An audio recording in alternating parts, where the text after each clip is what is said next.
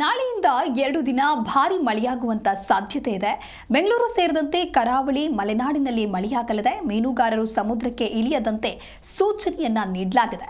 ಹವಾಮಾನ ಇಲಾಖೆಯಿಂದ ಮಳೆಯ ಮುನ್ಸೂಚನೆಯನ್ನ ನೀಡಲಾಗಿದೆ. ಉತ್ತರ ಒಳನಾಡಿನ ಜಿಲ್ಲೆಗಳಲ್ಲಿ ಬಿಸಿಲು ಹೆಚ್ಚಳವಾಗಿದೆ. ಕರಾವಳಿ ದಕ್ಷಿಣ ಒಳನಾಡಿನ ಜಿಲ್ಲೆಗಳಲ್ಲಿ ಭಾರಿ ಮಳೆಯಾಗುವಂತ ಸಾಧ್ಯತೆ ಇದೆ. ನವೆಂಬರ್ 5ರಿಂದ ಬೆಂಗಳೂರು ಸೇರಿದಂತೆ ಕರಾವಳಿ ಮತ್ತು ದಕ್ಷಿಣ ಒಳನಾಡಿನಲ್ಲಿ ಭಾರಿ ಮಳೆಯಾಗುತ್ತೆ. ಜನರು ಮತ್ತು ಮೀನುಗಾರರಿಗೆ ಎಚ್ಚರಿಕೆಯಿಂದ ಇರುವಂತೆ ಹವಾಮಾನ ಇಲಾಖೆ ಸೂಚನೆಯನ್ನು ಕೊಟ್ಟಿದೆ. ದೀಪಾವಳಿ ಹಬ್ಬದ ನಂತರ ಕೆಲ ಜಿಲ್ಲೆಗಳಲ್ಲಿ ಬಿಸಿಲಿನ ಝಳ ಹೆಚ್ಚಾಗಿದೆ. ಇನ್ನು ಉತ್ತರ ಒಳನಾಡಿನ ಜಿಲ್ಲೆಗಳಲ್ಲಿಯೂ ಕೂಡ ಬಿಸಿಲು ಹೆಚ್ಚಾಗ್ತಾ ಇದೆ.